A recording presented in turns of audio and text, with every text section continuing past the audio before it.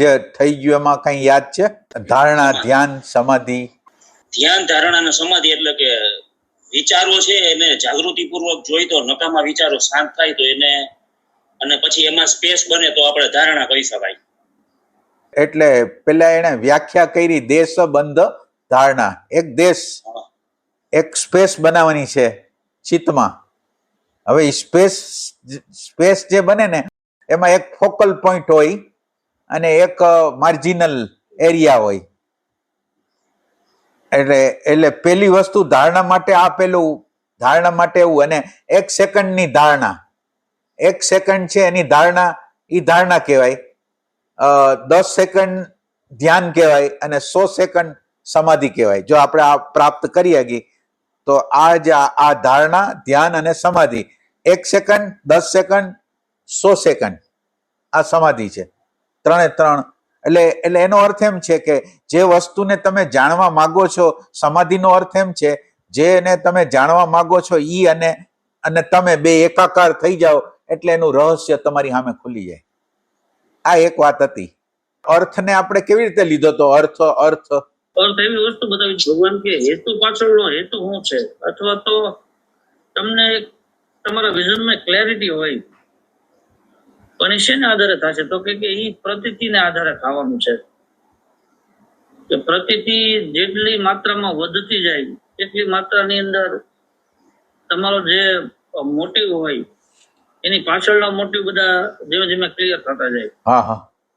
અને પ્રતીતિ શેના આધારે નક્કી થશે? તો કે જેટલી માત્રાની અંદર તમારો હોશ વધતો જાય, અવેરનેસ તમારી વધતી જાય, એટલી માત્રામાં નકામા વિચારો બધા ઘટતા જશે. તો વિચારના પ્રદેશમાં જયારે જાગૃતિનું પ્રાગટ્ય થઈ જાય ત્યારે કઈક વાત જુદી બની જશે. બરાબર. એટલે અર્થને આપણે એવી રીતે લીધો તો કે એટલે પેલું હોવાપણું હોય અને હોવાપણાની અંદર કાંઈ ન હોય, ખાલી હોવાપણું જ. એ હોવાપણાની હારે ફોલ્સ પર્સનાલિટી, માઇન્ડનું કન્ડિશનિંગ, આ 3 જોડાય, પછી એસેન્સ જોડાય, પછી આપણે અસ્મિતા જોડાય. એટલે આ બધા જોડાવાથી અશુદ્ધ થતું હોય. એટલે એની અંદરથી જે હોવાપણું છે એમાંથી જેટલા અંશમાં જે એને ચોટેલા અણુ પરમાણુ છે એને તમે બહાર કાઢી નાખો એટલે એનો અર્થ મળી જાય. તો એનો અર્થ મળી જાય. એટલે અર્થ ઈ છે કે આપણે આપણને ગોતી છીએ. આપણે આપણને ગોતી છીએ એટલે ઈ આપણો અર્થ છે. બધાય પોતે જે મૂળ સ્ત્રોતમાંથી વિખૂટા પડી ગયા છે ઈ સ્ત્રોતને ગોતવો ઈ અર્થ છે. એ રીતે તો હવે ચાલુ કરી છે. ધ્યાનના ધારણા પછી ધ્યાન અને પછી સમાધિ, એક સૂત્ર આવશે. તો અનેક વિધિઓ છે, અનેક માર્ગો છે, પણ દરેક વિધિ કે દરેક માર્ગ છે એનો એક માર્જિનલ એરિયા નક્કી થાય છે. એ છે દેશબંધ. સામાન્ય ધારણાનો અંગ્રેજી શબ્દ વાપર્યો છે કોન્સન્ટ્રેશન. પણ કોન્સન્ટ્રેશન જયારે શબ્દ આપણે વાપરીએ છીએ ત્યારે આપણા મનની અંદર આપણનો અનુભવ એમ જ થાય કે બહાર ભટકતું ચિત્ત છે એ એક ઠેકાણે એકાગ્ર થયું. પછી જેમ કે ત્રાટકની વિધિ હોય, કોઈ બિંદુ પર જોવાનું હોય, શ્વાસોશ્વાસને જોવાના હોય, પણ આ છે એકાગ્રતા છે, પણ એ ધારણા નથી. પણ એક અર્થની અંદર ચિત્ત છે અંદર ક્યાંક એકાગ્ર થઈ ગયા છે અમુક પ્રદેશની અંદર. એક અર્થમાં એ સાચું પણ છે, પણ એ છે પ્રત્યાહાર પછીની સ્થિતિ. એટલે એને ધારણા કીધી. ચિત્તે અમુક વસ્તુને ધારણ કરી લીધું. પછી એ બહારનો કોઈ પણ વિષય હોય, અંદરની ઉર્જા છે એ ધીરે ધીરે એકઠી થવા માંડી. ગુરજીએફમાં એને પ્રોસેસ ઓફ ક્રિસ્ટલાઇઝેશન કે સેન્ટરિંગ કે એ પતંજલિની અંદર એ ધારણા શક્તિ.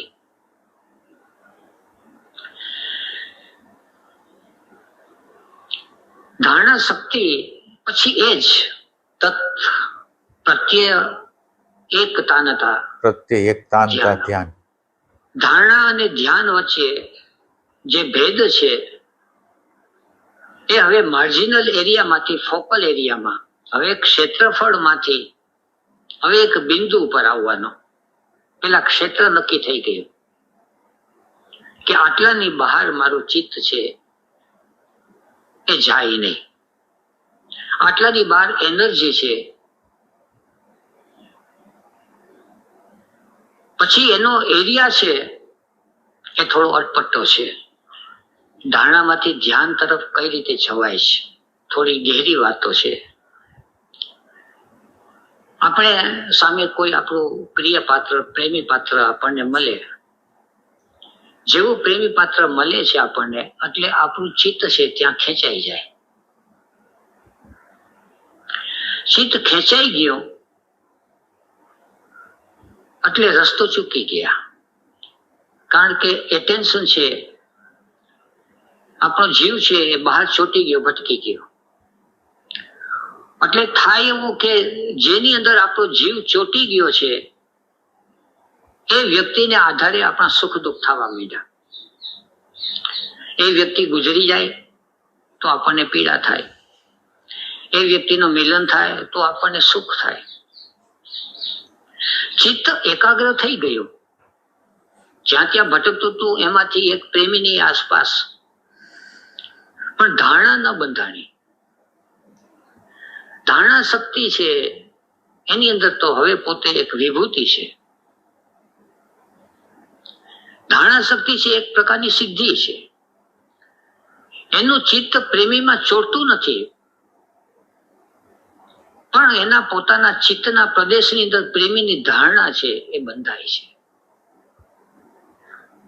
કૃષ્ણની ધારણા મીરાના હૃદયમાં બંધાઈ ગઈ હતી. કૃષ્ણ હતા કે નહીં એ સવાલ નતો. કૃષ્ણનો સંયોગ વિયોગનો કોઈ પ્રશ્ન જ નતો. ચિત્તમાં એની ધારણા ઉતરી ગઈ. ગુરુ પ્રત્યેની ભક્તિ હોય અને ગુરુ પ્રત્યેની આસક્તિ, આ બે વચ્ચે ભેદ છે તો આ છે. ચિત્ત ખેંચાઈને ગુરુ પ્રત્યે ચાલ્યું ગયો તો એ આસક્તિ થઈ, એટેચમેન્ટ. એ રાગ નામનો ક્લેશ થયો, એ આપણને ખ્યાલ ન આવે. અને ગુરુની સ્મૃતિ છે, આપણે એને માટે સુરતા શબ્દ વાપરીએ છીએ. એની સુરતા છે અંદર ધારણ થઈ ગઈ. અંદરનું ચિત્ત છે હવે ગુરુના સ્મરણમાં જ રહે, સતત જ જ્યાં હોય ત્યાં. મીરાને છે ઝાડના પાંદડામાં બધે કૃષ્ણના દર્શન થાય, તો એનું કારણ એની ધારણા શક્તિ.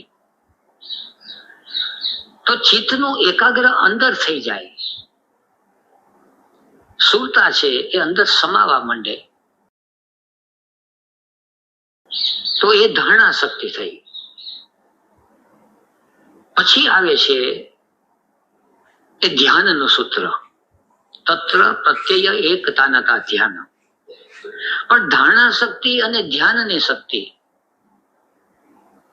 એ બે વચ્ચેનો જે સંબંધ છે એ સંબંધ જાળવવો અતિશય મુશ્કેલ છે.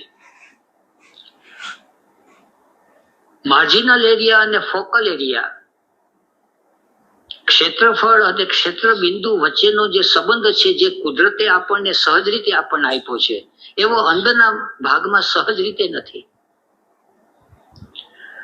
અને થાય છે એવું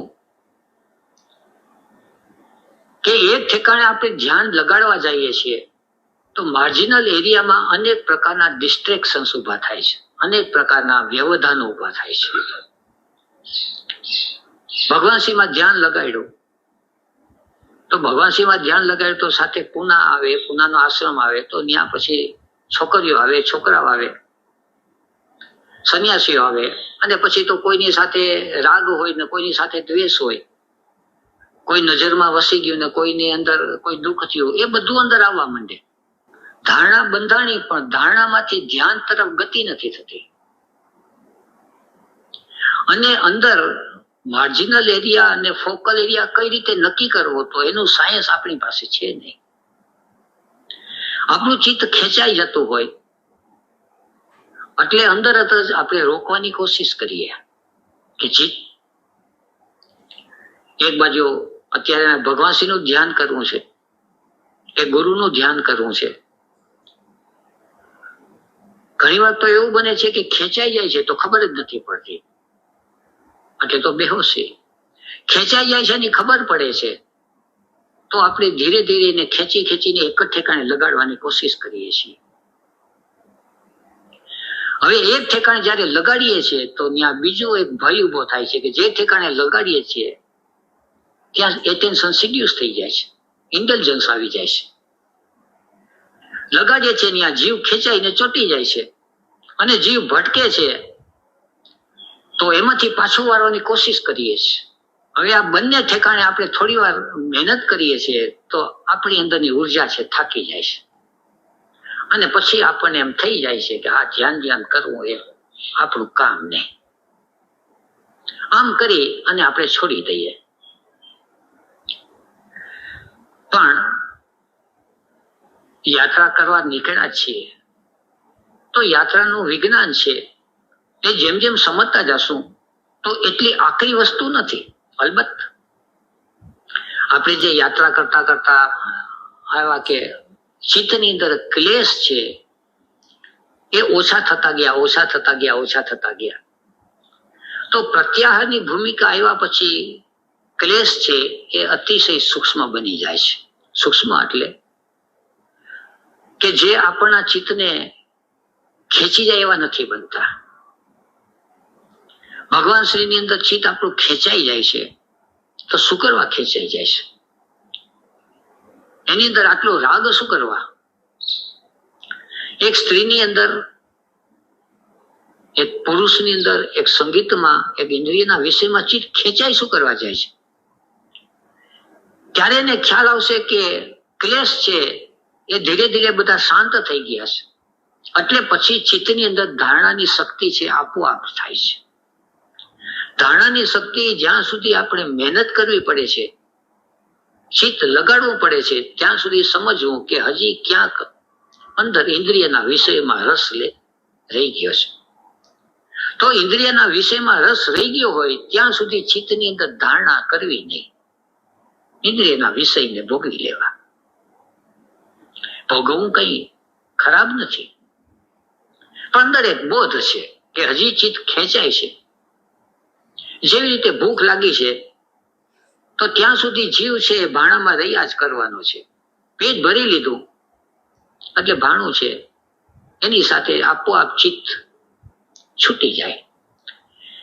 એવી રીતે જ્યારે પણ ધ્યાનમાં બેસીએ અને માઇન્ડ ડિસ્ટ્રેક્ટ થઈ જાય, દેશ બંધાય નહીં તો બાંધવાની કોશિશ જરાય ન કરવી. ચિત્ત ખેંચાઈ જાય તો ક્યાં ખેંચાઈ જાય છે એ જોઈ લેવું.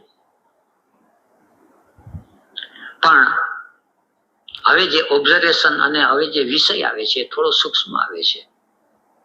સૂક્ષ્મ એ માટે આવે છે કે ચિત્ત ક્યાંય પણ ખેંચાઈ જાય, કોઈ પણ પ્રકારનું ડિસ્ટ્રેક્શન આવે તો એનું જજમેન્ટ ન લેવું કે એનું જસ્ટિફાઈ ન કરવું. જજમેન્ટ અને જસ્ટિફાઈ આવશે તો માઇન્ડનો પ્રદેશ આવી જશે, તો ચિત્તના પ્રદેશમાંથી આપણે છટકી જશું. અને આમાં શું કીધું આટલા સમય આટલોમાં? જસ્ટિફિકેશન ન કરવું. જસ્ટિફિકેશન અને જજમેન્ટ. જજમેન્ટ એટલે જસ્ટિફિકેશન અને જજમેન્ટ છે એ ઇન્ટેલેક્ચ્યુઅલ સેન્ટર માંથી આવે છે. એટલે એ આપણને ઓબ્ઝર્વેશન તટસ્થ રીતે કરવા ન દે અને અંદરનો જે દ્રષ્ટા છે એને જોવા ન દે. એ ટાઈપની વસ્તુ કીધી. અને અત્યાર લગીને એને શું કીધું? માર્જિનલ અને શું આપણે ફોકલ પોઈન્ટ. એટલે દાખલો આપીને કયો છે કે ફોકલ પોઈન્ટ, માનો કે તમે ધ્યાન કરો છો ત્યારે ફોકલ પોઈન્ટ કયો છે અને માર્જિનલ એરિયા કયો છે?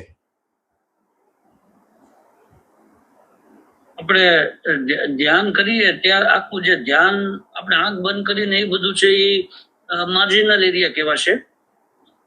અને સ્પેસિફિક આપણે નાભી પર હોય અથવા તો હૃદય ઉપર સ્થિર થઈ ગયા તો એ ફોકલ એરિયા ગણાશે. એટલે માનો કે તમે નાભી માર્યા, ઈ તમારો ફોકલ એરિયા થયો, પછી માર્જિનલ એરિયાની અંદર તો તમને માનો કે વચ્ચે વચ્ચે તમે ક્યાંક વયા જાશો, એસોસિએશન થઈ જશે, તો ઈ થયું માર્જિનલ એરિયા. માર્જિનલ એરિયા ઈ થશે. હા, બરાબર બરાબર ને? બરાબર. હા, તો હવે આગળ લઈ પાછું કે મનના પ્રદેશની અંદર બધી વેલ્યુએશન, બધું કન્ડિશનિંગ, એ બધું મનના પ્રદેશમાં છે. એટલે આ લોકો જયારે વાત કે તમે બે શરત કે નિરપેક્ષ ભાવે કે તટસ્થતાથી ઓબ્ઝર્વેશન કરો, પણ આપણને મનનો પ્રદેશ અને ચિત્તનો પ્રદેશ એ બે પ્રદેશની અંદર ટીકી નથી. સહેજ બંધ કરો તો. કારણ કે મન અને ચિત્ત, મન અને ચિત્ત શું છે? મન અને ચિત્ત, મન શું છે અને ચિત્ત શું છે? એક ડેટાનું એક કલેક્શન છે. એટલે આમ સમજીએ કે એક કોઈ ઇમ્પ્રેશન અથવા ઇમ્પલ્સિસ આપણી અંદર દાખલ થયા, એ બ્રેઇનમાં ગયા અને એ ડેટા સીધો ગયો માઇન્ડની અંદર. એટલે એક પ્રકારના તરંગ જે કઈ ઉઠે છે એ આખો માઇન્ડનો વિભાગ થયો. અને ચિત્ત એટલે આમ એટેન્શન જ, એટલે પ્રતીતિ થાય. ચિત્તની અંદર પ્રતીતિ થાય અને માઇન્ડની અંદર વિચાર હોય. વિચાર અને વૃત્તિ. વિચાર, વૃત્તિ, ઇમેજિનેશન જે કયો એ બધી વસ્તુ એની અંદર હોય. અને માઇન્ડ પોતે સક્રિય નથી, એની અરે એટેન્શનની જે ઉર્જા એને મળે એના દ્વારા એ સક્રિય થાય છે. બરાબર ને? હા. પ્રાણ અને અંદરનો પ્રદેશ છે બધું આપણી અંદર એકમેક થયેલો છે. યોગની અંદર યાત્રા જયારે કરવાની હોય ત્યારે બધાની સીમા રેખા છે સ્પષ્ટ રૂપે નક્કી થઈ જાય, અંદરથી દેખાઈ જાય કે આ મનનો પ્રદેશ આવ્યો, આ ઇન્દ્રિયના વિષયો આવ્યા. એ જે સ્પષ્ટ અંદર દેખાઈ જાય એને યોગ સૂત્રમાં વિવેક કીધો. સતત એની અંદર વિવેક ચાલુ રહે. એટલે કયા પ્રદેશમાંથી કયા પ્રદેશની અંદર ઉર્જા ચાલી જાય છે એને સ્પષ્ટ દેખાઈ આવે. એટલે અંદર જેવું ડિસ્ટ્રેક્શન આવ્યું, ચિત્તની અંદર વિક્ષેપ આવ્યો અને જસ્ટિફિકેશન કર્યું કે આ બરાબર નથી, કે આ બરાબર છે, એટલે માઇન્ડ આવી ગયો. આમાં બરાબર કે ન બરાબર જેવું છે ને, જે છે એ છે. પછી ગમે તે ઠેકાણે ચિત્ત ચાલ્યું જાય. પછી ચિત્ત ભૂત પ્રેતમાં જાય, કે ચિત્ત સુંદર યુવાન યુવતીમાં જાય, કે ચિત્ત છે કોઈ ઇન્દ્રિયોના વિષયમાં ચાલ્યું જાય, કે ચિત્ત ભૂતકાળની સ્મૃતિમાં ચાલ્યું જાય. ગમે ત્યાં ચિત્ત ચાલ્યું જાય, જે ક્યાંય પણ ચાલ્યું જાય ચિત્તનો એ પૂરેપૂરું જોઈ લેવું. એટલે જયારે ચિત્ત ડિસ્ટ્રેક્શન થાય છે એ વખતે જયારે આપણે જોઈએ છીએ ત્યારે આપણી અંદર ચિત્તના પ્રદેશનો આપણને બોધ થાય છે. એને સેલ્ફ નોલેજ કે. સેલ્ફ નોલેજ એટલે આત્મજ્ઞાન નહીં. આત્મજ્ઞાન છે એ તો ચિત્તને જોનારું જયારે દ્રષ્ટા છે એનું જ્ઞાન થાય ત્યારે. અત્યારે આપણે ચિત્ત અને દ્રષ્ટા છે આઈડેન્ટિફાઈ થઈ ગયા છે. અને એટલે આની અંદર શું કીધું? સેલ્ફ નોલેજ વિશે વાત કરી. હા, એટલે એ સેલ્ફ નોલેજ કયા બાબતનું છે? એમ કે ચિત્તનું જે ભટકવું છે એના વિશેની જો આપણને જ્ઞાન થવાનું ચાલુ થાય તો એને સેલ્ફ નોલેજ કહેવાશે. એટલે સેલ્ફ નોલેજ નો પ્રકાર એવો થશે, સેલ્ફ નોલેજ નો પ્રકાર એવો થશે કે personality, false personality, conditioning mind, એને જેટલું તમે જાણશો ઈ સેલ્ફ. એટલે અત્યારે આપણે સેલ્ફ એટલે વિચાર હારે આપણું તાદાત્મ્ય છે ને, વિચાર જ આપણે છીએ. એટલે વિચારથી વાકેફ થવાની આખી પ્રક્રિયા ઈ આપણે અત્યારનો સેલ્ફ આ છે. એટલે આને આપણે સેલ્ફ નોલેજ કહી છીએ. પર્સનાલિટી, ફોલ્સ પર્સનાલિટી, કન્ડિશનિંગ માઇન્ડનો જેટલો પરિચય થાય એ બધી વસ્તુ છે એ સેલ્ફ નોલેજ છે. હા. અને આમાં જસ્ટિફિકેશન અથવા તો જજમેન્ટ નો ઉમેરો થઈ ગયો તો ચિત્તના પ્રદેશમાં જે રહેવાની વાત છે અથવા તો એની સાથે અવેરનેસ ની વાત હતી એ ઉડી અને હવે માઇન્ડ નો પ્રદેશ ચાલુ, માઇન્ડ નો પ્રદેશ ડાઉન ગણાશે. સરસ, બહુ સરસ, બરાબર. એનું આપણને જ્ઞાન થાય છે. એટલે એ અર્થમાં એસેન્શિયલ સેલ્ફ નું નોલેજ. હવે એસેન્શિયલ સેલ્ફ છે એ કેવાનો બનેલો છે, એની અંદર શું શું છે? હવે ચિત્તની અંદર સંસ્કારો પડ્યા છે, આપણને ખબર નથી. કહે છે કે જન્મ જન્મના ચિત્ત ડિસ્ટ્રેક્ટ થાય છે. શા માટે? તો ક્યાંક ક્યાંક સંસ્કારોથી થાય છે. હજી ચિત્તની અંદર સૂક્ષ્મ ક્લેશો પડ્યા છે, આપણને ખબર નથી. જેમ કે લગ્ન ન કર્યા હોય તો સ્ત્રી પ્રત્યે કે પુરુષ પ્રત્યે કેવા પ્રકારનો ક્લેશ છે એ પકડમાં ન આવે. અને લગ્ન થયા હોય અને ઘેરે પારણું ન બંધાણું હોય, બાળ બચ્ચા ન થયા હોય તો બાળ બચ્ચા પ્રત્યે કેવો રાગ છે કે કેવો દ્વેષ છે ખબર જ ન પડે.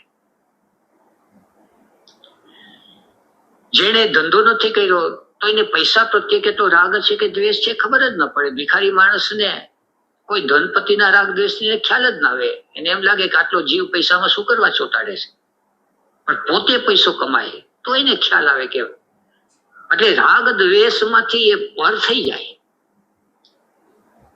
એટલે એવી જ રીતે આપણી અંદર સંસ્કારોની અંદર ઘણી બધી વસ્તુ પડેલી છે. એટલે જેવી ધારણા શક્તિ બંધાશે, એટલે ધારણા શક્તિ બંધાશે એની સાથે સાથે અચેતનમાં પડેલી આ ચિત્તના સંસ્કારો, ચિત્તના ક્લેશો, ચિત્તની અંદર ઉઠતી વાસનાઓ એ બધું અંદરથી દેખાશે. અને કોઈ પણ વસ્તુ દેખાય તો એને જોઈ લેવી. અને કઈ વસ્તુ પ્રત્યે ચિત્ત ખેંચાય છે, આટલી વસ્તુ દેખાય છે અને આટલા પ્રત્યે ચિત્ત નું એટ્રેક્શન થાય અને આનાથી રિપલ્ઝન થાય છે, આ જોઈ લેવું. આ જયારે બરાબર જોવાઈ જાય છે એટલે ત્યારે અંદરનો માર્જિનલ અને એટલે અત્યારે પોઈન્ટ ક્યાં કીધા? બે પોઈન્ટ અત્યારે.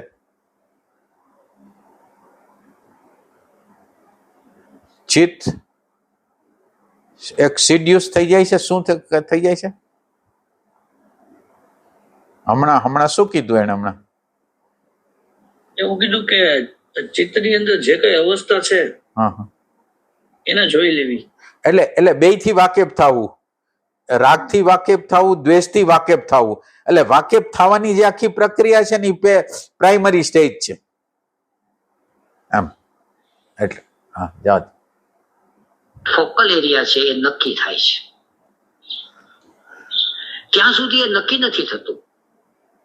એટલે પછી આપણે ત્યાં અતિશય જોર આપ્યું છે કે એકવાર સેલ્ફ ઓબ્ઝર્વેશન કરો. સેલ્ફ ઓબ્ઝર્વેશન કર્યા સિવાય ધ્યાનની અંદર ઉતરવા જશે તો ધ્યાનમાં સ્થિર રહી નહીં શકે. મહેનત કરશે તો એમ લાગશે કે 5 કલાક, અડધી કલાક, કલાક બેઠા, પણ એનું પરિણામ નહીં આવે. પરિણામ ના આવે એનું કારણ છે કે બધું આડેધડ કરે છે. અને યોગ સૂત્ર છે એ ચિત્તનું ગહેરું વિજ્ઞાન છે, અતિશય ગહેરું વિજ્ઞાન. અને જેમ સૂક્ષ્મ પ્રદેશની અંદર જાય છે, જેવી રીતે એક આપણે ટીવી સેટ લીધો અને એની અંદર ક્લિયર પિક્ચર નથી આવતું તો શું કરવા નથી આવતું? ટીવી કમ્પ્લીટ હોય, ઇલેક્ટ્રિક સપ્લાય હોય, એન્ટેના બરાબર હોય અને ત્યાંથી બરાબર રિલે થતું હોય અને બહારનું જે વાતાવરણ છે એ ક્લિયર હોય તો પિક્ચર ક્લિયર આવે. પણ કેટલા બધા ફેક્ટર્સ કામ કરે છે.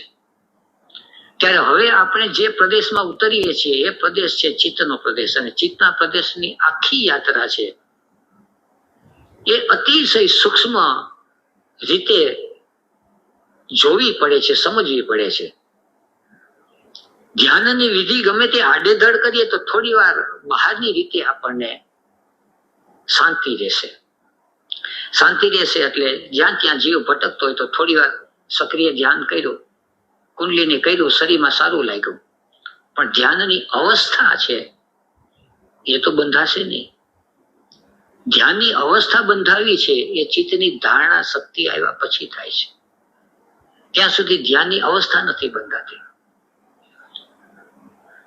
પાયથાગોરસે આખી યાત્રાને 3 વિભાગમાં વહેંચી. પહેલી વિભાગ કીધો પ્યોરિફિકેશન, બીજો કીધો પ્રિપેરેશન અને ત્રીજો છે પરફેક્શન. તો યમ નિયમ આસન પ્રાણાયામ અને પ્રત્યાહાર સુધી જે કઈ ક્રિયાઓ જે થઈ રહી છે એ બધી ક્રિયાઓ છે પ્યોરિફિકેશન, શુદ્ધિકરણની. અને પ્યોરિફિકેશન એટલે કોનું? આપણે સવારે જોયું કે પ્યોરિફિકેશન કલેશનું. પાણી છે એ પાણીની અંદર કાદવ કીચડ જેટલો મળ છે એ જેમ જેમ બધું સાફ થઈ જાય ને ક્લિયર વોટર થઈ જાય, શુદ્ધ અને સ્વચ્છ પાણી, તો પછી એનું કઈ ને કઈ રૂપાંતર થાય. એવી રીતે ચિત્તનો પ્રદેશ છે, હવે એની અંદર ક્લેશ વિના આપણે ધીરે ધીરે આપણે આવ્યા.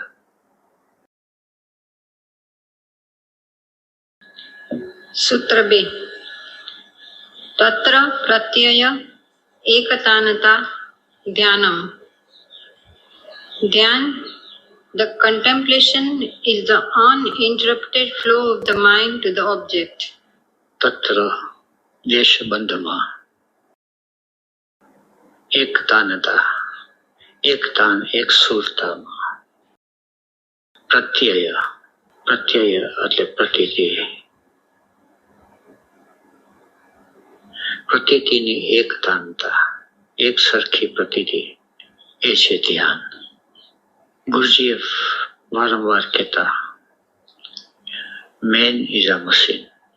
મશીન નો અર્થ કે જ્યાં પ્રતીતિનો અભાવ છે, ક્રિયા બધી કરે પણ ક્રિયાની પ્રતીતિ ન થાય. રોબોટ, યંત્ર માનવ, આપણે જેને કહીએ છીએ ચાલવાની અંદર ભાન આવ્યું છે, ખાવામાં ભાન છે, બોલવાની ભાન છે,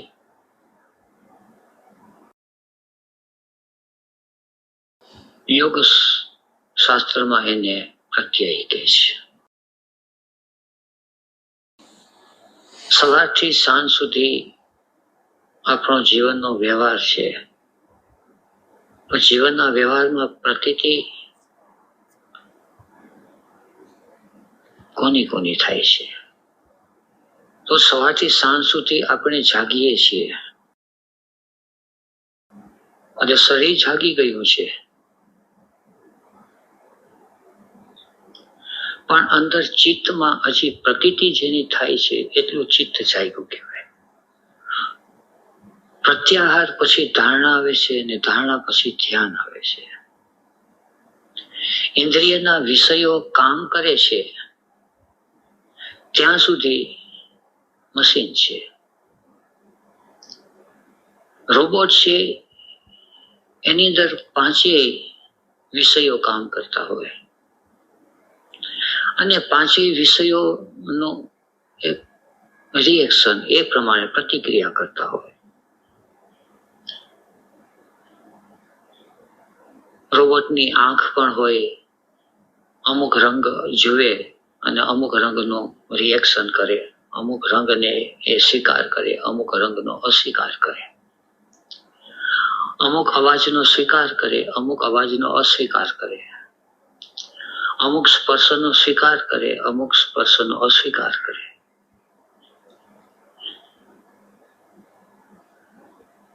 રોબોટની અંદર એક મગજ મૂકી દીધું હોય, કોમ્પ્યુટરમાં જેમ મૂકી દે એ રીતે આપણી અંદર બ્રેઇન કામ કરે છે, મગજ કામ કરે છે અને મગજ પ્રમાણે સતત સવારથી સાંજ સુધી આપણે ક્રિયા પ્રતિક્રિયા, એક્શન રિએક્શન કર્યા કરીએ છીએ.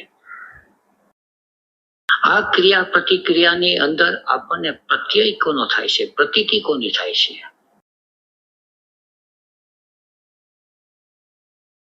તો પહેલી વાત છે કે જ્યારે પ્રતીતિ થાય ત્યારે આપણી અંદર ભાન હોય.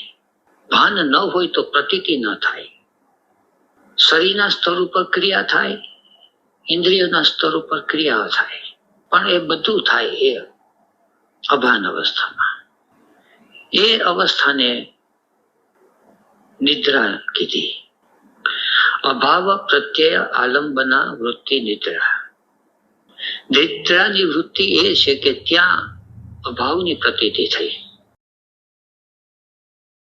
જમવા બેઠા તો દાળ શાકનો સ્વાદનો ખ્યાલ આવ્યો એટલી એક પ્રતીતિ થઈ, પણ થોડી પ્રતીતિ થઈ અને પછી પાછી પ્રતીતિ ચાલી ગઈ. પ્રતીતિ ચાલી ગઈ એનો અર્થ બે ધ્યાન થઈ ગયા. એટલું જ નહીં, પણ પછી કોઈ બીજી પણ પ્રતીતિ થાય છે. ખાતા ખાતા વાતચીત કરતા હોય તો એની પ્રતીતિ થાય છે, કે પ્રતીતિ થતી જ નથી, કોઈની પણ પ્રતીતિ ન થાય તો એ અભાવની પ્રતીતિ થઈ, એટલે નિદ્રા થઈ ગઈ. તત્ર પ્રત્યય એકતાનતા ધ્યાન. પણ આ જે ધ્યાનની વાત કરે છે પતંજલિ, એક તો પ્રતીતિ થવી અને પ્રતીતિની એકતાનતા થવી. પહેલું સૂત્ર હતું દેશબંધ ચિત્તસ્ય ધારણા. દેશનો અર્થ સ્પેસ. આપણા ચિત્તની અંદર સ્પેસ છે ખરો. ચિત્તને અંદર જોવા જશું તો અંદર આપણે સ્પેસ કેટલું નિર્માણ કરી શકીએ છીએ. નિર્માણ કરવાનો શબ્દ પ્રયોગ બરાબર નથી, એ ભાષા વાપરવી પડે. અંદર કેટલું નિર્માણ થયો છે.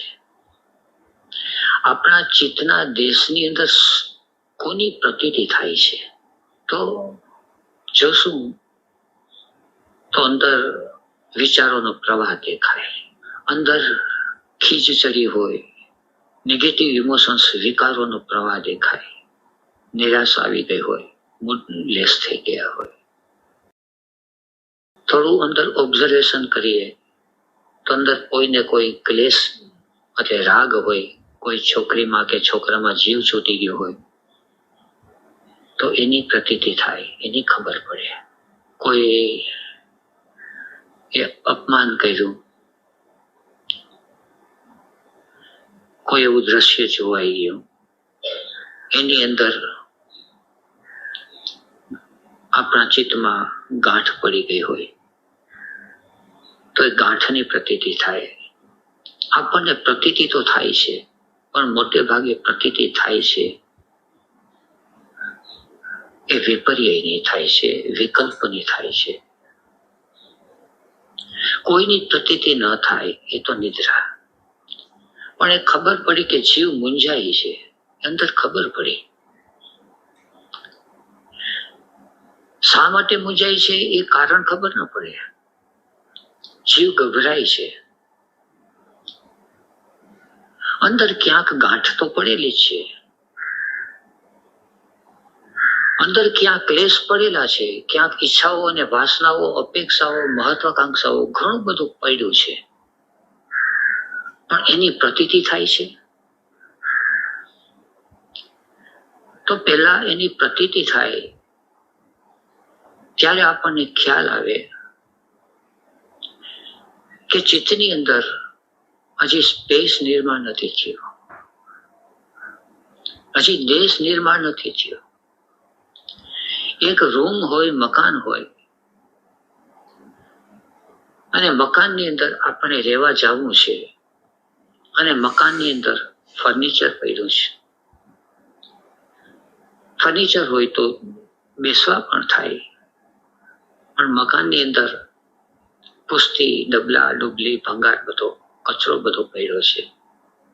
તો એ મકાનની અંદર હજી સ્પેસ નિર્માણ નથી થયું, હજી મકાન બધું ભરેલું છે.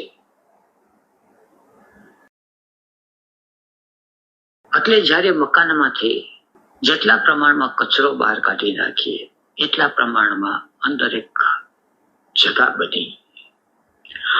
ચિત્તની અંદરથી જેટલા પ્રમાણમાં ઈચ્છાઓ, વાસનાઓ, આકાંક્ષાઓ, અપેક્ષાઓ, ક્લેશો છે એ ઓછા થતા જાય એટલું ચિત્તની અંદર એક સ્પેસ નિર્માણ થાય છે. પણ જ્યાં સુધી ચિત્તમાં એક સ્પેસ નિર્માણ નથી થતી, એક જગા, એક દેશ નિર્માણ નથી થતો, ત્યાં સુધી ધારણા ઉતરતી નથી. ઓશો પાસે જયારે સંન્યાસ લેવા જાય ત્યારે પહેલી શરત કે થોડીક સ્પેસ આપણી ભીતર નિર્માણ થાય તો એ કાર્ય કરી શકે. સેજ અંદર ભાવ પ્રગટે, પછી સંન્યાસ પ્રત્યે ભાવ પ્રગટે, ગુરુ પ્રત્યે ભાવ પ્રગટે, ધર્મ પ્રત્યે, સત્ય પ્રત્યે, કોઈ પણ પ્રત્યે અંદર સેજ ભાવ પ્રગટ્યો આટલી અંદર એક જગા થઈ. નહીં તો અંદરના ક્લેશ અને વાસનાઓ અને ગ્રંથિઓ એટલી બધી છે કે અંદર જગા જ નથી થવા દેતા. એટલે જ્યાં સુધી જગાનું નિર્માણ ન થાય ત્યાં સુધી ધારણા જન્મતી નથી. હવે થોડી સૂક્ષ્મ વાત છે એ સમજીએ. ધારણા અને ધ્યાન અને સમાધિ આ 3 અંગ છે એ એકબીજાની સાથે જોડાયેલા છે. એક અર્થની અંદર એક પછી એક ભૂમિકા આવે છે અને એક અર્થની અંદર આખી પ્રોસેસ છે, એક ક્રમ છે. જેમ કે આપણે ખાધું તો શરીરમાં લોહી થાય અને શરીરમાં લોહી થાય એટલે શરીરમાં શક્તિ આવે.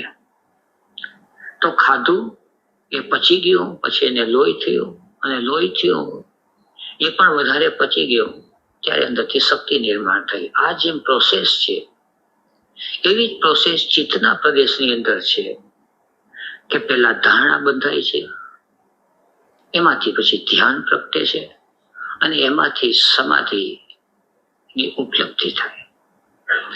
પણ ધારણા છે એ શરૂઆત છે. તો પેલા આપણને જે પ્રતીતિ થાય છે, જે પ્રત્યય, એ પ્રતીતિ જ્યાં સુધી ચિત્તની અંદર સ્પેસ નથી, ચિત્તના દેશનો ખ્યાલ જ નથી કે ચિત્તની અંદર સ્પેસ શું છે. 3 વાત સમજીએ. ધારણા કરવી, ધારણા થવી અને ધારણા હોવી. સામાન્ય રીતે શરૂઆતના સાધકોને ધારણા કરવાનું કહેવામાં આવે. પછી ધારણા શબ્દ અને સમાધિ શબ્દ એ બંને શબ્દ છે એ વ્યવહારની અંદર ડ્રોપ થઈ ગયા છે. વ્યવહારમાં એક શબ્દ બહુ વપરાય છે, ધ્યાન. યોગ શાસ્ત્રની અંદર તો અતિશય એક એક પ્રક્રિયાની સૂક્ષ્મતામાં જાય. શરૂઆતમાં સાધકોને કે તમારે આજ્ઞા ચક્ર ઉપર ધ્યાન કરવું, નાભી ચક્ર ઉપર ધ્યાન કરવું, ગુરુના ચરણનું ધ્યાન કરવું, ગુરુનું ધ્યાન કરવું, અથવા તો બહાર કોઈ વિષય આપી દે, ઓબ્જેક્ટ, કે પંખી બોલે છે એનું ધ્યાન કરો, કે શ્વાસોશ્વાસ ચાલે છે એનું ધ્યાન કરવું, કે શરીર બેઠું છે એનું ધ્યાન કરવું. એટલે ધ્યાન શબ્દ છે એ મોટે ભાગે ધારણા માટે વપરાય છે. ખોટો પણ નથી, કારણ કે ધારણા આગળ વધતા વધતા ધ્યાન બને છે,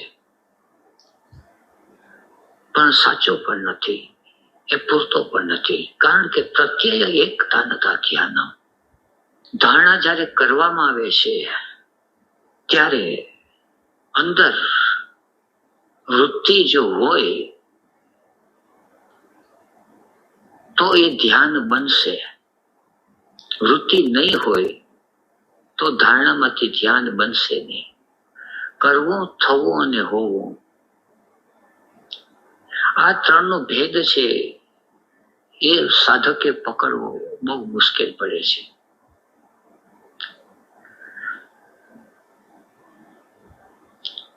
એટલે આ વિષયને જરા વિસ્તારથી સમજીએ. દરેક શરીરની અંદર ચિત્તનો વ્યાપાર ચાલે છે, દરેક માનવ શરીરમાં. અને ચિત્તના વ્યાપારને કુર્ચિયફના સિસ્ટમ પ્રમાણે 5 વિભાગમાં વહેંચી દીધો. Instinct centre, moving centre, sex centre,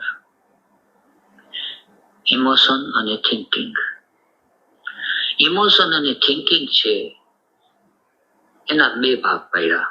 એક ઇમોશન છે જે મનના પ્રદેશની અંદર આવી જાય છે અને ઇન્દ્રિયના પ્રદેશમાં આવે છે અને જે મિકેનિકલ ચાલે છે એને લોઅર ઇમોશન કીધી.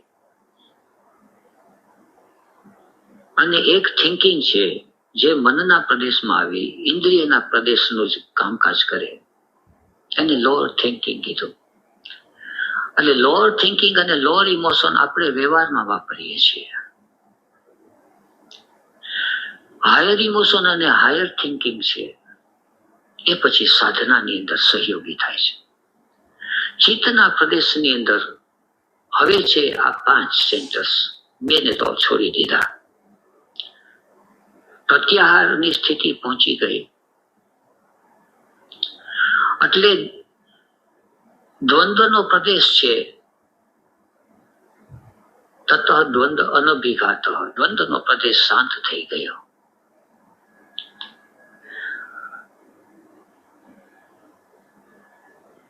ગમે તેનો સ્વીકાર થયો થિંકિંગ સેન્ટરની અંદર, યસ ઓર નો, કાં હા અને કાં ના, કાં સ્વીકાર કાં અસ્વીકાર.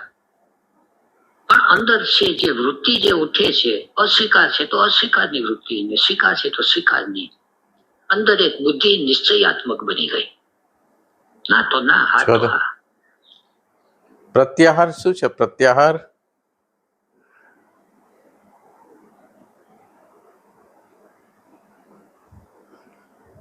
પ્રત્યાહારની અંદર શું થાય છે? પાછા વળવાની વાત છે ને ભગવાન. એટલે કેવી રીતે પાછા વળશું? આ જે પર્સનાલિટી છે, ફોલ્સ પર્સનાલિટી છે, એ બાજુથી પાછું મૂળ જે એસેન્શિયલ સેલ્ફ તરફ પાછું વળવું, એને આ લોકો પ્રત્યાહાર કહે છે. એટલે એટલે એટલે વ્યાખ્યાની દ્રષ્ટિએ સાચું, પણ હવે તમે પ્રત્યાહારનો દાખલો આપીને સમજાવો. પ્રત્યાહારનો દાખલો તો દાખલા વગર તો ઈ તો ઓલું તો રૂપક જેવું થઈ ગયું. આ લોકો છે.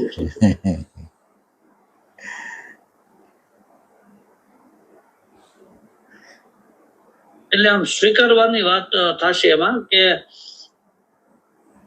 કોઈ પણ ઘટના ઘટી હોય તો એમાં આપણે જસ્ટિફિકેશન ન કરીએ અથવા તો જજમેન્ટની ભૂમિકામાં ન જઈએ તો હવે આ ભૂમિકા બાજુ આપણો થોડો પ્રવાસ થાય, એવું ઉદાહરણ દઈ શકાય.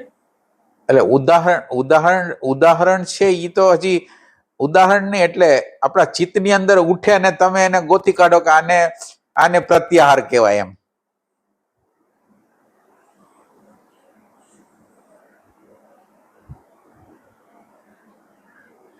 સરકારી જમીન હોય, સરકારી જમીન, અને કોઈ એને પચાવી લીધી હોય અને પછી એ પચાવેલી જમીન ઉપર બુલડોઝર ફેરવે, એને પ્રત્યાહાર કહેવાય.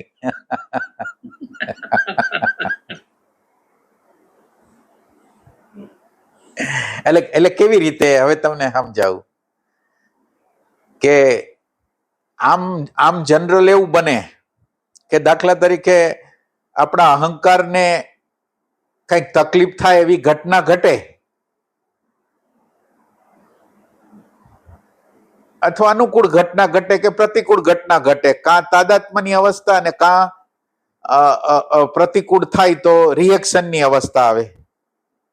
હવે આ અવસ્થા જે થાય રિએક્શનની અને આ એને જોવાની પ્રક્રિયા થાય, એટલે સ્પેસ જેને પચાવ્યું છે ને એનાથી વાકેફ થવાની પ્રક્રિયા થાય છે. વાકેફ એટલે વાકેફ થાય એટલે ગતિ ન થાય. પહેલા શું હતું કે રિએક્શન અને હું બે એક હતા, હવે રિએક્શન ની વચ્ચે સ્પેસ આવી ગઈ. આ સ્પેસ છે એ પ્રત્યાહાર છે. એટલે રિએક્શન ની વચ્ચે સ્પેસ બનાવી એ પ્રત્યાહાર છે, પ્રત્યાહારની પ્રક્રિયા છે. દેશ બનાવ્યો એ. હા, ના, દેશ બનાવવાનું હજી એટલે ચાલુ કર્યું, એટલે એમ કે એટલે જગ્યા સ્પેસ એમ બનાવી કે જે રિએક્શન હું બની જતો તો એને બદલે વચ્ચે જગ્યા બનાવી દીધી. એટલે સ્પેસ છે એ આને રોકી લીધી હતી રિએક્શન અથવા ગમો અથવા અણગમો, યસ અથવા નો, એ જગ્યા રોકી લીધી હતી. ત્યાં જગ્યા કરી એટલે અનઓથોરાઇઝ જે ઓલો કર્યું હતું, ઓલો શું કહેવાય, આ દબાણ, એને ધીરે ધીરે કાઢવાનું ટ્રાય કરે છે. એ પ્રત્યાહારની પ્રક્રિયા. હા,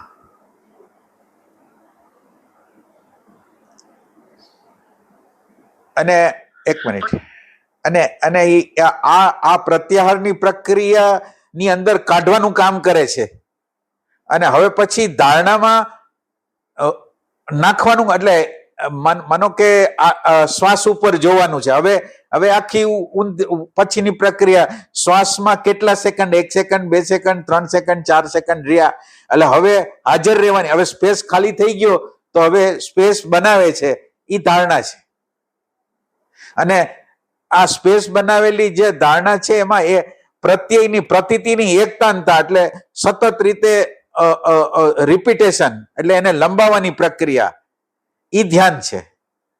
અને એમાં એકાકાર થઈ જવું ઈ સમાધિ છે એમ.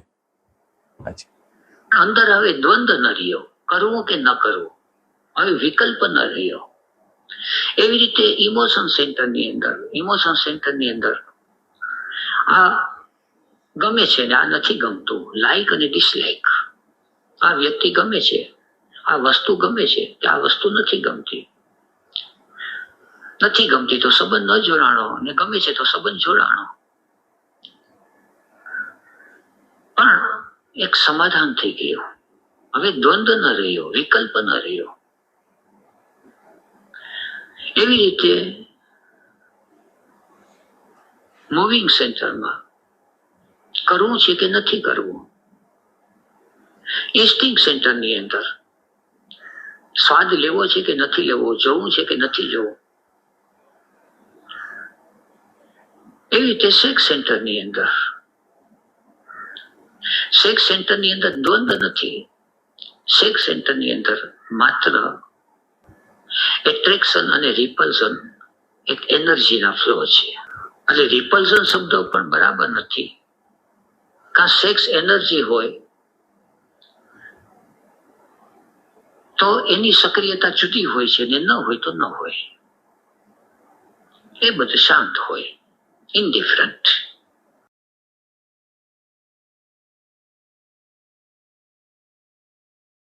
આ જે પાંચેય સેન્ટર્સ છે, એ પાંચેય સેન્ટર્સ છે એ મિકેનિકલ ચાલે છે.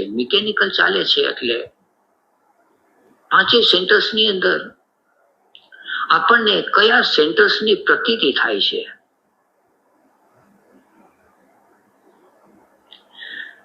તો એ આપણને ખબર નથી પડતી. અને જ્યાં સુધી ખબર નથી પડતી એને આપણે ત્યાં કહી શકીએ જસ્ટ બી અવેર. હવે પાંચેય સેન્ટર્સને પોતાની વૃત્તિ છે અને પાંચેય સેન્ટર્સને એની પ્રતીતિ છે.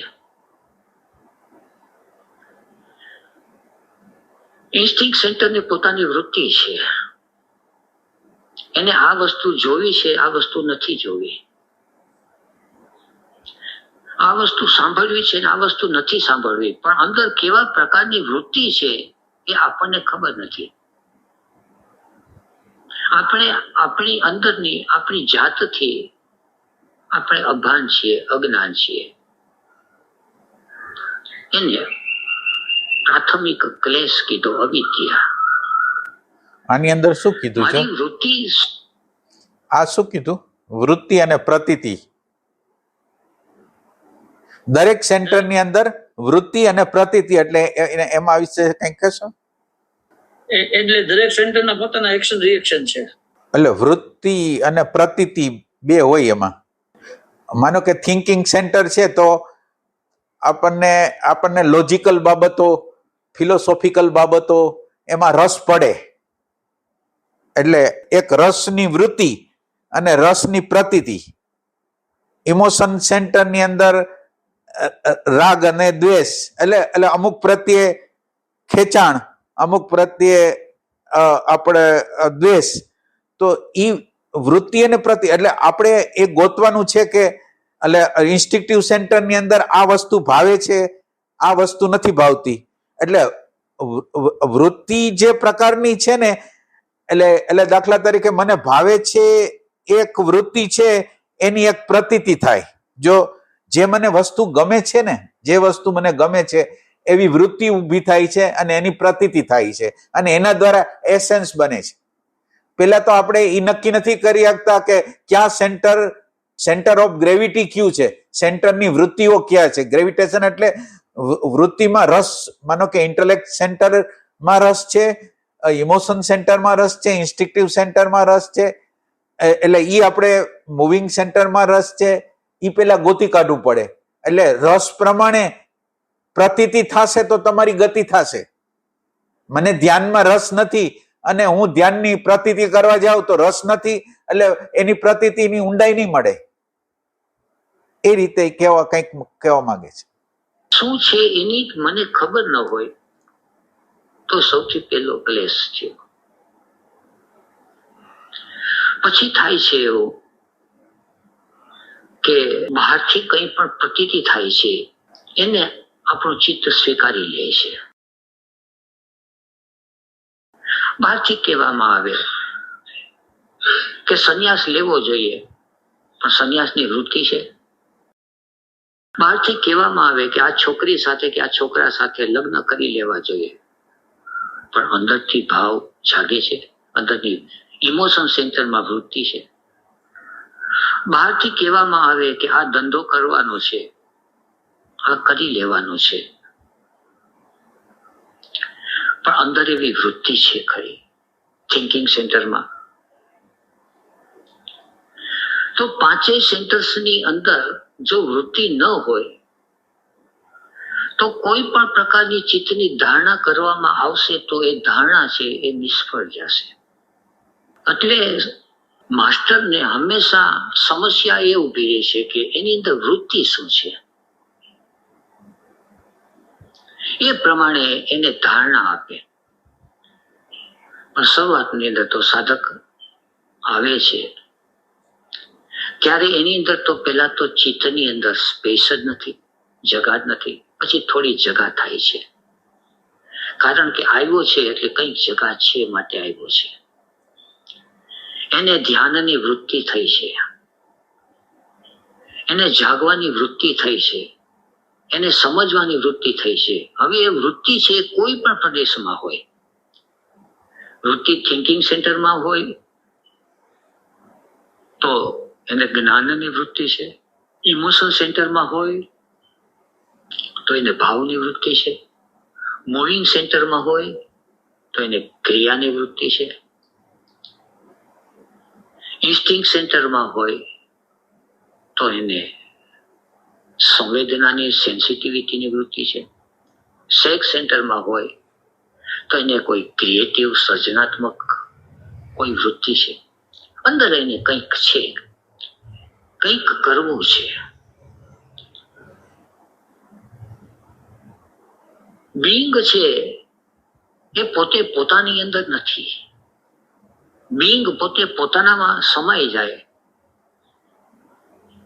એ તો આખરી વાત છે. એટલે સતત જ એને કઈ ને કઈ વૃત્તિ થયા કરે છે, પણ વૃત્તિ ક્યાં થાય છે અને વૃત્તિ શું થાય છે એની એને ખબર નથી. ખબર એનું કારણ કે બહારના વ્યવહારનો પર્સનાલિટી અને ફોલ્સ પર્સનાલિટીનો અતિશય પ્રેશર. આપણને કોઈ પૂછે કે શું રસોઈ બનાવશો તો આપણની અંદર શું ખાવાની વૃત્તિ થઈ જાય, પણ શું ખાવું, જે બનાવશે ખાઈ લેશું. કોઈ પૂછે કે શું ગાવું સંગીતમાં તો કે ગમે તે. અંદર આપણને ખબર નથી કે આપણને શું સાંભળવું છે. તો આ થયું ઇન્દ્રિયના વિષયનું. એવી રીતે ભાવના પ્રદેશની અંદર ભાવના પ્રદેશમાં થાય કે કોની સાથે લગ્ન કરવા છે તો ગમે ત્યાં ગમે તે છોકરી કે છોકરો આવી જાય. અંદર ક્યાંય ભાવ જાગ્યો નથી, ગમે તે ચાલે. પણ બહારના વ્યવહારની અંદર તો બધું ચાલે છે. કોઈની સાથે વૃત્તિ જાગે કે ન જાગે, લગ્ન કર્યા છે, ભાવ વૃત્તિ જાગી હોય તો ઠીક, ન જાગે તો ઠીક, વ્યવહાર ચાલે. સંગીત ગાવાનો છે, અંદરની વૃત્તિ હોય સાંભળવાની અને જે અંદર વિશેષ પડી હોય તો એ સંગીત સાંભળતા ચિત્ત છે એ ધ્યાનસ્થ થાય. નહીં તો ચિત્ત છે એ સંગીત સાંભળવાની મજા લઈ લીધી અને કાં તો થાય કે બોર થઈ ગયા, કંટાળો આવ્યો, કારણ કે અંદર વૃત્તિ નથી. એવી રીતે દરેક સેન્ટર્સમાં કામ કરવાનું છે, મૂવિંગ સેન્ટર તો કામ કરવાનું છે, તો કામ કરવાની અંદર વૃત્તિ નથી, પણ બહારથી કામ કરવાની ધારણા બાંધી કે કરવું છે, તો પછી એ કામ છે એ ધ્યાન નથી બનતું. કારણ કે અંદર જો વૃત્તિ હોય તો બહાર ગુરુ છે, માસ્ટર છે, અથવા કુદરત છે એ અવસર આપે, પણ અવસરની અંદર જો વૃત્તિ હોય તો એ અવસર સક્રિય બને, વૃત્તિ નહીં હોય તો એ ચાલ્યું ગયું, ફેલ ગયો. એટલે પહેલી જે વાત છે કે કરવું, થવું અને હોવું, ધારણા કરવાની છે, પણ જો અંદર હોય તો એ સહયોગી થાય, અંદર નહીં હોય તો સહયોગી નહીં થાય. તો પછી એક પ્રતીક્ષા કરવી પડે છે. પ્રત્યાહાર તો થઈ ગયો, હવે અંદર છે ચિત્તના પ્રદેશની અંદર એ પોતે એટેન્ટિવ બની ગયો. હવે ચિત્તના પ્રદેશની અંદર સ્પેસ છે, સ્પેસ છે એટલે હવે એને કોઈ ઈચ્છા નથી, કોઈ વાસના નથી, કોઈ અપેક્ષા નથી. જ્યારે પણ ધ્યાનની અંદર બેસે ત્યારે સાધકને ગુરુ તરફથી, માસ્ટર તરફથી એ સૂચના હોય, પેલા પણ સૂચના હોય કે ધ્યાનની અવસ્થામાં કોઈ અપેક્ષા કે ઈચ્છા ન રાખવી. સંસાર વ્યવહારના કામની અંદર અપેક્ષાની ઈચ્છા છે એ અપેક્ષિત જ છે, હોય જ. પણ ધ્યાનની અંદર એ જો ટેવ રહી જાય તો ધ્યાનસ્થ નહીં થવાય. એટલે એ વખતે બધી ઈચ્છાને શાંત કરી દેવી. શા માટે શાંત કરી દેવી? કારણ કે જ્યારે ધ્યાનની ઈચ્છાને શાંત કરી દેવામાં આવે છે પછી ચિત્તના દેશની અંદર પ્રતીતિ થાય છે આપણને, અને એ જે પ્રતીતિ થાય છે એ પ્રતીતિ હવે સાચી પ્રતીતિ થઈ.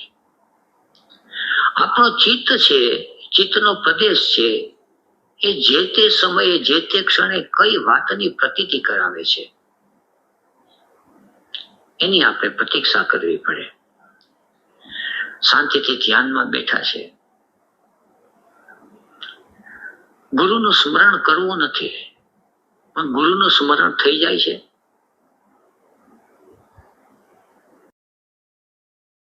ધ્યાનમાં બેઠા છે, ધ્યાન શબ્દ વાપરીએ છીએ આપણે, આપણી અંદર સહજ જ રીતે નાભીની અંદર ઉર્જાની પ્રતીતિ થાય છે, હૃદયમાં ઉર્જાની પ્રતીતિ થાય છે,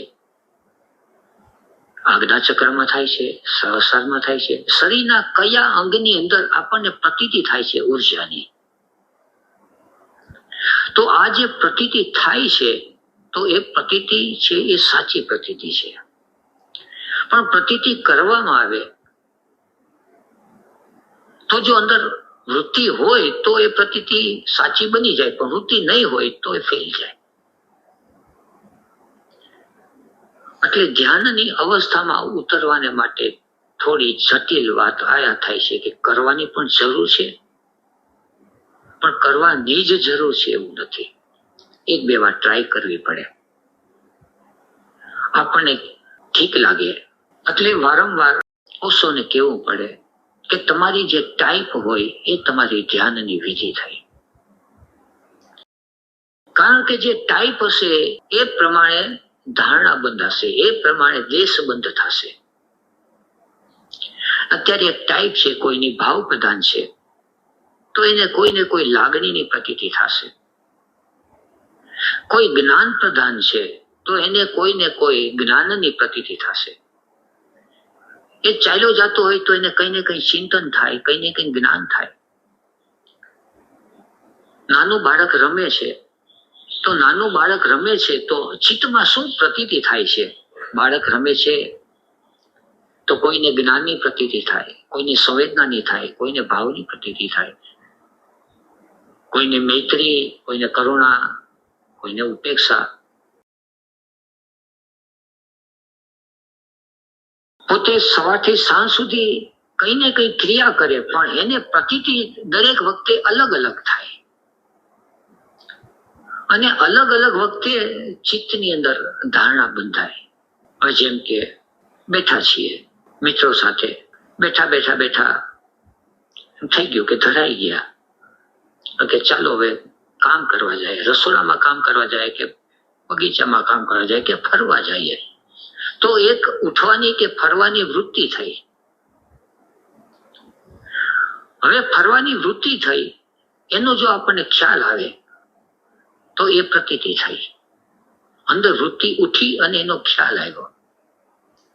હવે એ જે પ્રતીતિ થઈ એ પ્રતીતિ એક સરખી રહી, પ્રત્યય એકતા નતા, તો એ ધ્યાન થઈ ગયું. તો પોતે ફરી રહ્યો છે અને ફરી રહ્યો છે એની એને સતત પ્રતીતિ થયા કરે છે, તો એ ધ્યાન છે. બસ શું કહે છે આમાં? એમ કીધું કે કોઈ પણ વૃત્તિ થાય, હવે એને લગતી જો સભાનતા આવી જાય તો એને પ્રતીતિ કહેવાય. તો એ મૂળમાંથી ન્યાથી કઈક ફેરફાર થવાની સંભાવના છે, નહીતર આ સાયકલ બંધ નહીં થાય. ના, એટલે રસ પડશે તો રસ પડશે એની પ્રતીતિઓ તમે વધારે ટકાવશો. જેમાં રસ નથી એની પ્રતીતિઓ નહીં થાય, અને એ ફરજિયાતી હશે. એટલે જેમાં રસ છે એ તરફ તમે ગતિ કરશો તો એની પ્રતીતિઓમાં તમને મજા આવશે અને તમારું ધ્યાન એમાં થશે, એમ કહેવા માંગે છે. એ ટાઈપની વસ્તુ, એટલે એને એસેન્સ એ કહેવાય. તમારું એસેન્સ ગોતીને તમે સાધના કરો, એમ કે એસેન્સ તમારું નથી ને એ સાધના કરશો તો પ્રતીતિ નહીં થાય, એમાં રસ નહીં પડે, એમ અત્યારે કહેવા માંગે છે. આજે આટલું. હરિઓમ ભાઈ. હરિઓમ.